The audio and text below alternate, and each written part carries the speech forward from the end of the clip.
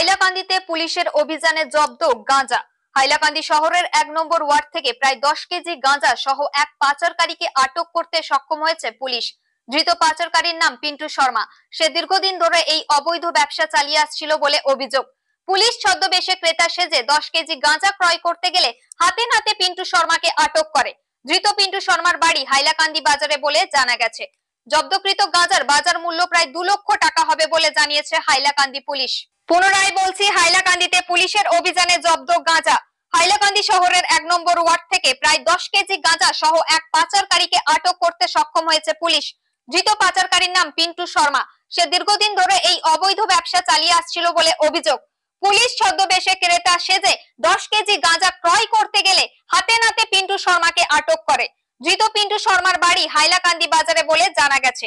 জব্দকৃত গাঁজার বাজার মূল্য প্রায় 2 লক্ষ টাকা হবে বলে জানিয়েছে Hailakandi police. Bureau report, news অবিকল।